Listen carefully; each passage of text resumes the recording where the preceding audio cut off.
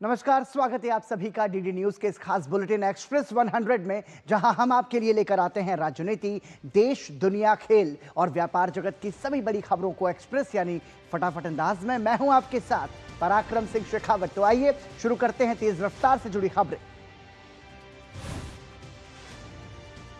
प्रधानमंत्री नरेंद्र मोदी आज सुबह 11 बजे आकाशवाणी पर मन की बात कार्यक्रम में अपने विचार साझा करेंगे।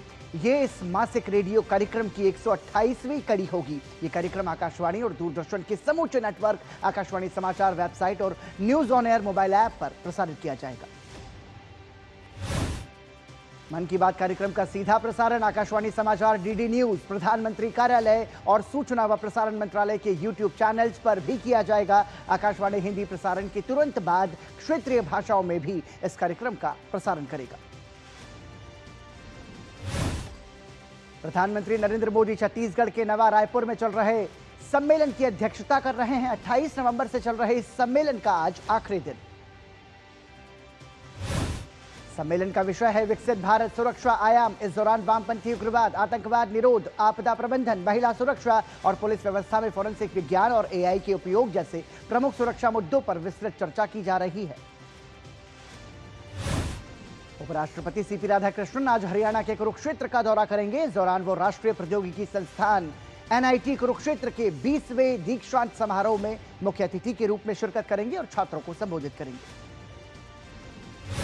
उपराष्ट्रपति सीपी राधाकृष्णन अंतर्राष्ट्रीय गीता महोत्सव के साथ आयोजित होने वाले अखिल भारतीय देवस्थानम सम्मेलन में भी मुख्य अतिथि के रूप में भाग लेंगे। संसदीय कार्य मंत्री किरेन रिजिजू ने संसद के शीतकालीन सत्र की शुरुआत से पहले आज सर्वदलीय बैठक बुलाई। बैठक में सदन को सुचारू रूप से चलाने पर सहमति बनाने पर जोर दिया जाएगा। दोनों सदनों के कामकाज को लेकर भी आज शाम महत्वपूर्ण बैठकें होने जा रही हैं। शाम 4 बजे संसद भवन परिसर में राज्यसभा की बिजनेस एडवाइजरी कमेटी और 5 बजे लोकसभा की बीएसी की बैठक बुलाई गई है। इन बैठकों में शीतकालीन सत्र के एजेंडे पर विचार विमर्श होगा। संसद के सत्र में पहली बार राज्यसभा के सभापति सीपी राधाकृष्णन उच्च सदन की अध्यक्षता करेंगे। सत्र की शुरुआत से पहले राज्यसभा ने सांसदों के आचरण पर नया बुलेटिन जारी किया है। इसमें पोस्टर, प्ले कार्ड के प्रदर्शन पर रोक लगाई गई है। सांसदों को भाषण के अंत में थैंक्स, जय हिंद, वंदे मातरम जैसे शब्दों से परहेज की सलाह दी गई।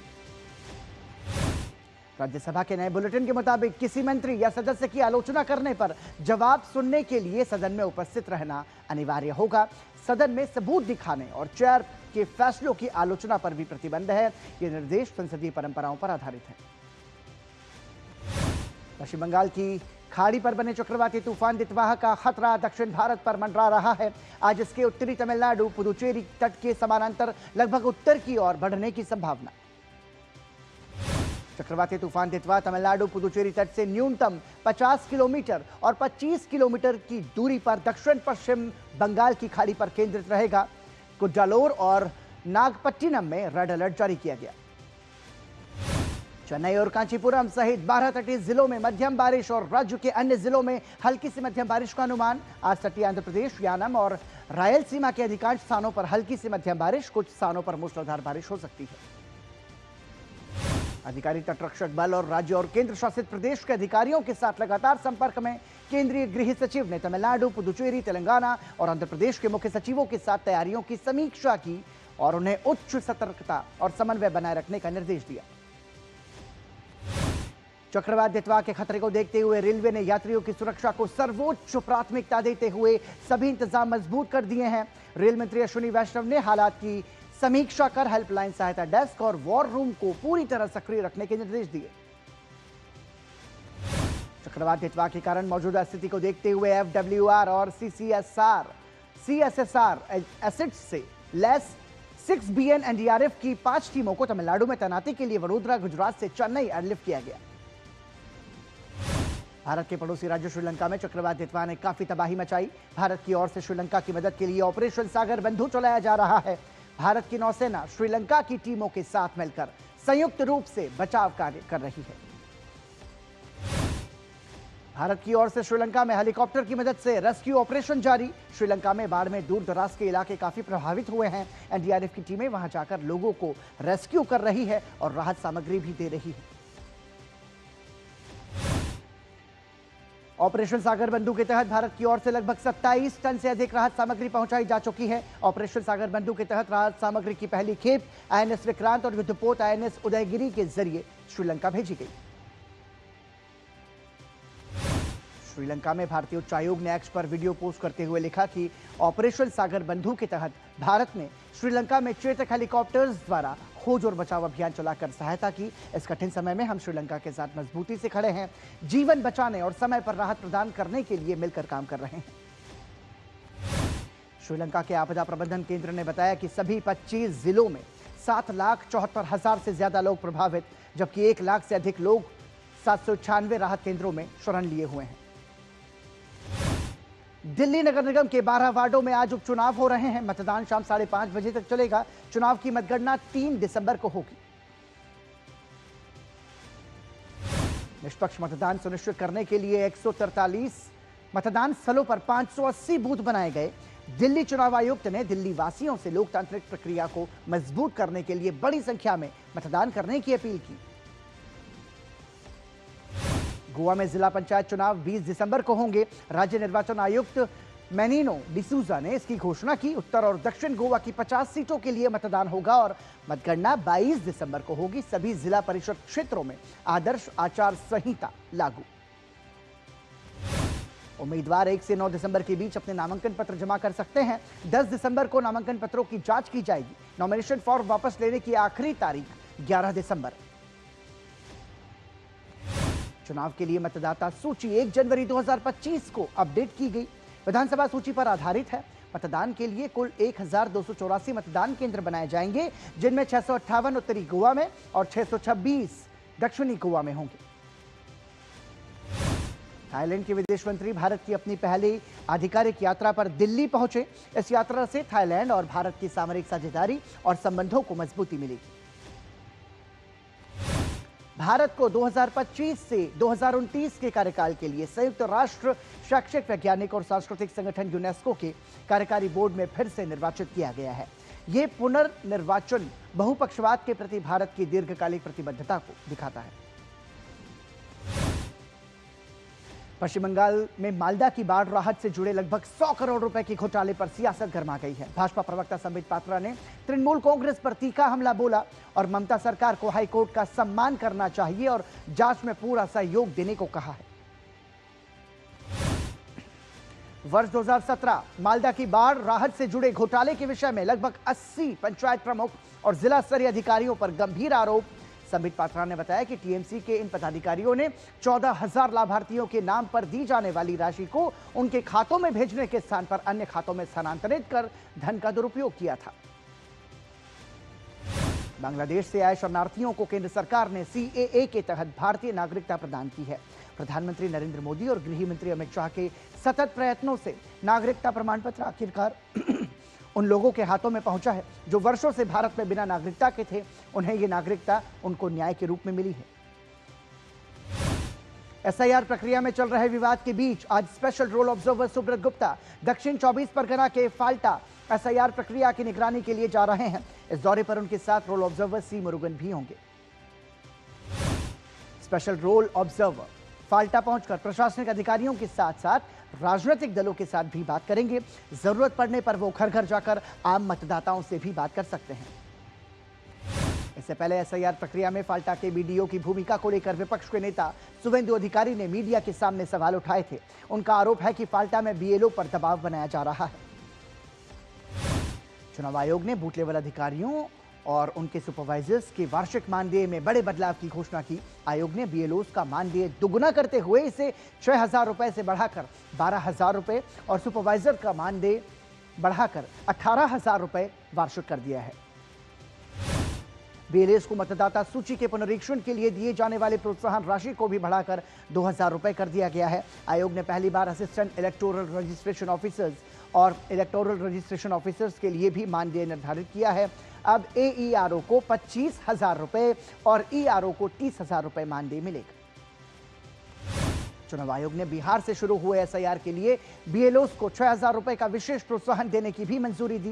यह निर्णय मतदाता सूची को सटीक बनाए रखने के लिए जमीनी स्तर पर महत्वपूर्ण भूमिका निभाने वाले चुनाव कर्मियों को सम्मानित करने के उद्देश्य से लिया गया। भारतीय चुनाव आयोग ने अपने app ECI net digital platform को और अधिक यूजर फ्रेंडली बनाने के लिए सुझाव मांगे हैं। ये सुझाव 27 दिसंबर तक चुनाव आयोग के सामने रखे जा सकते हैं। इसके लिए ऐप पर दिए गए सबमिट अ सजेशन टैब का इस्तेमाल करना होगा। गाजियाबाद में आज रविवार को छुट्टी के दिन भी BLO बूथ पर रहेंगे और मतदाताओं के SIR फॉर्म जमा करेंगे। इसके बाद 3 दिन फॉर्म को डिजिटाइज करने का काम होगा। प्रशासन ने मतदाताओं से फॉर्म जमा करने की अपील की है। साथ ही जिन BLO ने काम पूरा कर लिया है उन्हें 5,000 रुपए इनाम मिलेगा। ओडिशा में सभी अवैध बूचड़खाने और अनाधिकृत पशु का परिवहन पूरी तरह से रोका जाएगा। इसके लिए ओडिशा सरकार गौ संरक्षण के लिए नया कानून लाएगी। अगले विधानसभा सत्र से पहले इसका खाका तैयार कर दिया जाएगा।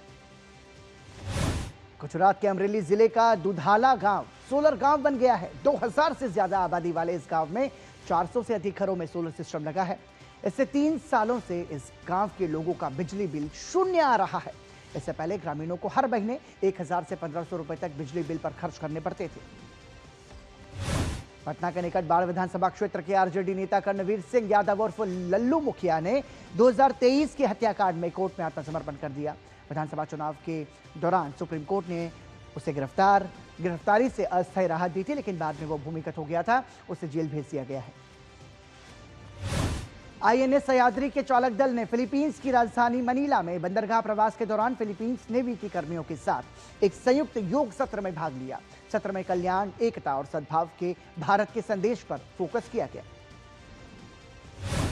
दिल्ली के संगम विहार इलाके में बीती रात भीषण आग लग गई। हादसे में 4 लोगों की मौत की पुष्टि, वहीं 2 लोग गंभीर रूप से झुलस गए। पुलिस आग के कारणों की जांच कर रही है।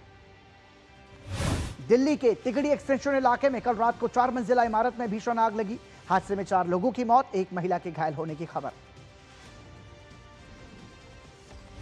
धार्मिक नगरी वाराणसी 2 दिसंबर से शुरू होने वाले काशी तमिल संगमम के चौथे संस्करण की मेजबानी के लिए पूरी तरह तैयार। कल छात्रों का पहला समूह तमिलनाडु से काशी के लिए रवाना हुआ। इस दल में कन्याकुमारी, तिरुचिरापल्ली और चेन्नई के विभिन्न शैक्षणिक संस्थानों के छात्र शामिल हैं, जो वाराणसी में होने वाली सांस्कृतिक, शैक्षिक और अनुभवात्मक गतिविधियों में भाग लेकर दोनों क्षेत्रों के बीच प्राचीन सभ्यतागत और सांस्कृतिक संबंधों को पुनः सशक्त करेंगे। काशी तमिल संगमम 4.0 की मेजबानी संयुक्त रूप से काशी हिंदू विश्वविद्यालय और IIT BHU कर रहे हैं। काशी हिंदू विश्वविद्यालय के कुलपति ने बताया कि इस बार तमिल संगमम में 3 विशेष कार्यक्रम जोड़े गए हैं। IIT BHU के निदेशक प्रोफेसर अमित पात्रा ने कहा कि संगम में शामिल होने वालों को नई टेक्नोलॉजी की जानकारी दी जाएगी। किसानों को नए कृषि तकनीक और यंत्रों से अवगत कराया जाएगा। यहां रुक रहे हैं एक छोटे से ब्रेक के लिए, बने रहिए हमारे साथ। पता है, लोग अक्सर मुझसे पूछते हैं कॉल सेंटर का स्टेडी जॉब क्यों छोड़ा। I wanted more out of life. बस मैंने अपना स्टार्टअप शुरू किया। जानना चाहोगे कैसे? Then start up your own business as an LIC agent. यहाँ सब कुछ है, great products, zero investment, leading organisation and unlimited opportunities. तो क्या आप तैयार हैं? LIC एजेंट बनो, अब बड़ा सोचो। हमारी वेबसाइट पर जाएं या अपनी नजदीकी LIC शाखा से संपर्क करें। मेरी पसंद, मेरी पसंद, मेरी पसंद, मेरी पसंद, हमारी पसंद, हम सबकी पसंद। मजबूत देश का मजबूत सरिया हो गया steel. Welcome to the world that is future ready. Swipe your world, go shopping, grab offers, you are so ready. Welcome to the world that is future ready. Wow, world. Click your world, utility bills, quick payments, you are so ready. Welcome to the world that is future ready. Wow, world. This isn't just banking. It's next generation digital banking designed for tomorrow. Personalized, secure, savings and much more. With Bank of Baroda, experience the same trust with smarter world at your fingertips. Your world, my world, future ready, Bob World. Break के बाद एक बार फिर आपका स्वागत। आप देख रहे हैं एक्सप्रेस 100। भारतीय तटरक्षक बल ने कर्नाटक के कुर्ग में 17वें तकनीकी और रसद प्रबंधन सम्मेलन का सफल आयोजन किया। इस सम्मेलन के दौरान महानिदेशक परमेश शिवमणि ने डेटा केंद्रित तकनीकी प्रबंधन की और बढ़ने पर विशेष जोर दिया। भारतीय नौसेना की सामरिक क्षमता को और सुदृढ़ करते हुए नीलगिरी श्रेणी का चौथा और मझगांव डॉक शिपबिल्डिंग लिमिटेड द्वारा निर्मित तीसरा स्वदेशी उन्नत स्टील्थ फ्रिगेट तारागिरी नौसेना को औपचारिक रूप से सौंपा। भारतीय नौसेना की उपलब्धि भारत के युद्धपोत डिजाइन एवं निर्माण क्षेत्र में आत्मनिर्भरता की दिशा में एक महत्वपूर्ण कदम है। प्रोजेक्ट 17A के तहत निर्मित ये अत्याधुनिक फ्रिगेट आधुनिक युद्ध तकनीक, उन्नत स्टील्थ फीचर और बहुमिशन क्षमता से लैस है। केंद्रीय विज्ञान एवं प्रौद्योगिकी राज्य मंत्री डॉक्टर जितेंद्र सिंह ने बेंगलुरु में CSIR नेशनल एरोस्पेस लैबोरेटरीज में 3 स्वदेशी हंसा 3 NG ट्रेनर एयरक्राफ्ट का प्रोडक्शन वर्जन किया लॉन्च, जो विमान आयातित विकल्पों की तुलना में लगभग 50% सस्ता है। केंद्रीय मंत्री जितेंद्र सिंह ने कहा कि भारत को अगले 15 से 20 सालों में लगभग 30,000 पायलट्स की जरूरत होगी और हंसा 3 NG पूरी तरह से स्वदेशी टेक्नोलॉजी के जरिए इस घरेलू जरूरत को पूरा करने विदेशी ट्रेनर एयरक्राफ्ट पर निर्भरता कम की दिशा में एक महत्वपूर्ण कदम। भारत और एशियाई विकास बैंक ने 4 राज्यों में विकास परियोजनाओं के लिए $800 मिलियन से अधिक मूल्य के 3 ऋणों के समझौतों पर हस्ताक्षर किए। ये लोन महाराष्ट्र, मध्य प्रदेश, गुजरात और असम में विकास की गति तेज करने के लिए दिए गए। सेबी अध्यक्ष तुहिन कांत पांडे ने निवेशकों के हितों की रक्षा के लिए एक पारदर्शी और मजबूत और फेयर रेगुलेटरी फ्रेमवर्क बनाने के सेबी की प्रतिबद्धता पर जोर दिया। तुहिन कांत पांडे ने कहा कि निवेशकों की सुरक्षा और बाजार में पारदर्शिता सबसे आवश्यक है, जिसके लिए सेबी लगातार काम कर रहा है। उन्होंने कहा कि हमें एक ऐसा निवेश कल्चर बनाने की जरूरत है जिससे पूरे बाजार के इकोसिस्टम को लाभ मिले। वाणिज्य और उद्योग मंत्री पीयूष गोयल ने कहा कि व्यापार मोर्चे पर वैश्विक अनिश्चितताओं के बावजूद देश का निर्यात अच्छी वृद्धि दर्ज कर रहा है। केंद्रीय मंत्री पीयूष गोयल ने कहा, विकास के आंकड़ों ने कुछ वर्गों की ओर से किए गए दावों को खारिज किया। यह दर्शाता है कि भारत दुनिया की सबसे तेजी से बढ़ती प्रमुख अर्थव्यवस्था है। विमानन नियामक DGCA की ओर से एयरबस A318, A319 और A320 और A321 एयरक्राफ्ट के लिए एक जरूरी सेफ्टी गाइडलाइन जारी की, जिसमें साफ कहा गया है कि एयरक्राफ्ट जरूरी सेफ्टी स्टैंडर्ड्स को पूरा किए बिना सर्विस में नहीं रहेगा। इंडिगो, एयर इंडिया और एयर इंडिया एक्सप्रेस ने A320 बेड़े के विमानों का सॉफ्टवेयर अपग्रेड शुरू किया ताकि संभावित विमान नियंत्रण समस्या को ठीक किया जा सके। DGCA के अनुसार प्रभावित 338 विमानों में 80% में जरूरी बदलाव कर दिए गए हैं। इस वजह से कई उड़ानों में देरी हुई, जबकि कुछ को रद्द करना पड़ा। देश के 15 प्रमुख टियर 2 शहरों में जुलाई-सितंबर तिमाही में घरों की बिक्री मूल्य के लिहाज से 4% बढ़कर 37,409 करोड़ रुपए हो गई, जबकि बिकने वाली इकाइयों की संख्या में मामूली गिरावट दर्ज की गई। RPG समूह के उपाध्यक्ष अनंत गोयनका ने 2025-2026 के लिए फिक्की के अध्यक्ष का पदभार संभाला। इसके साथ ही संस्थान में अन्य शीर्ष पदों पर भी नई नियुक्तियां हुई। सेबी ने ड्रोनाचार्य एरियल इनोवेशंस, उसके प्रमोटर्स और अन्य को प्रतिभूति बाजार से 2 साल तक के लिए प्रतिबंधित किया। साथ ही IPO की राशि के दुरुपयोग के लिए 75 लाख रुपए का जुर्माना भी लगाया। कॉफी बोर्ड ऑफ इंडिया का अनुमान है कि 2028 तक पूरा मार्केट 8.9% के CAGR से बढ़ेगा। इसके अलावा कॉफी बोर्ड ऑफ इंडिया ने 2047 तक देश में कॉफी प्रोडक्शन को 9 लाख टन तक बढ़ाने का बड़ा लक्ष्य रखा है। कॉफी बोर्ड के अनुसार भारत हर वर्ष लगभग 3.6 लाख टन कॉफी उत्पाद करता है, जिसका लगभग 70% 128 देशों को निर्यात किया जाता है, जो भारतीय कॉफी की बढ़ती वैश्विक मांग को दिखाता है। भारत सरकार और एशियाई विकास बैंक ने महाराष्ट्र, मध्य प्रदेश और गुजरात में विकास परियोजनाओं के लिए $80 करोड़ से अधिक के 3 ऋणों के समझौतों पर हस्ताक्षर किए। चालू वित्त वर्ष की दूसरी तिमाही में लेंसकार्ट सॉल्यूशंस का एकीकृत शुद्ध लाभ 19.8% बढ़कर 103.4 करोड़ रुपए हुआ। नेशनल स्टॉक एक्सचेंज ने फिन निफ्टी इंडेक्स डेरिवेटिव्स के लिए क्वांटिटी फ्रीज लिमिट घटाकर 1,200 कॉन्ट्रैक्ट की। नई लिमिट कल 1 दिसंबर से लागू होगी।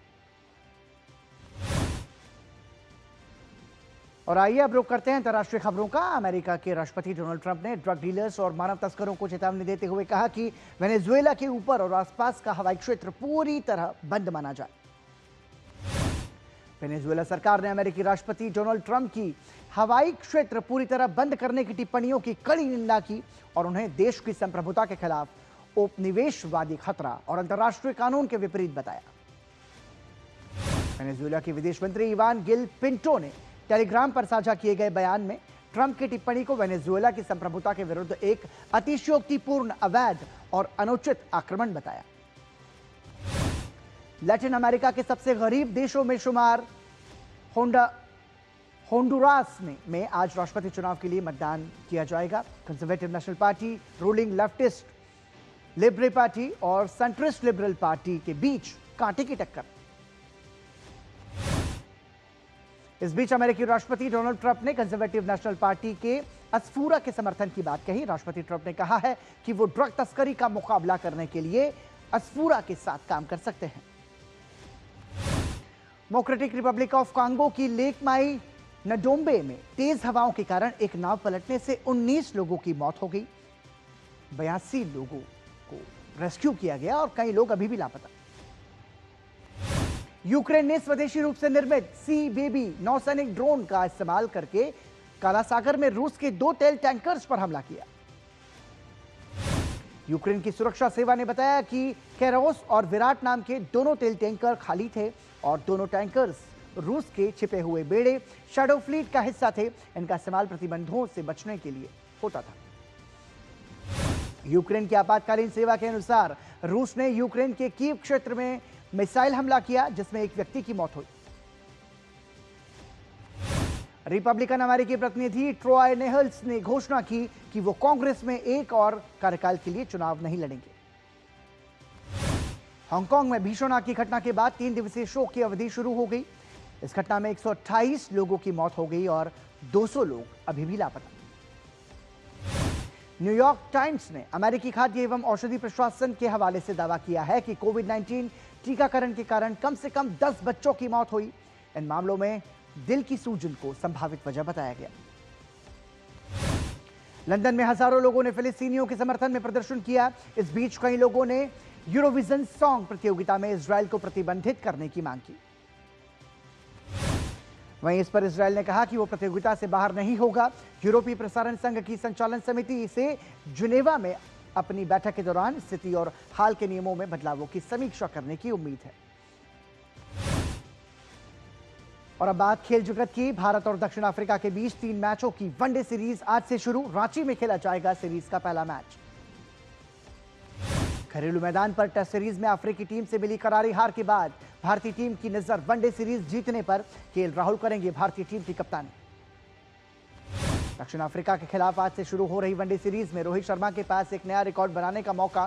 3 छक्के लगाते ही रोहित बन जाएंगे वनडे क्रिकेट में सबसे ज्यादा छक्के लगाने वाले खिलाड़ी। भारत और दक्षिण अफ्रीका के बीच वनडे सीरीज से पहले भारतीय कप्तान केएल राहुल ने कहा कि टेस्ट सीरीज में मिली हार का असर वनडे में नजर नहीं आएगा। उन्होंने कहा कि टीम वनडे में पूरी तैयारी के साथ उतरेगी। Sultan Azlan Shah cup hockey के फाइनल में आज भारत का सामना बेल्जियम से।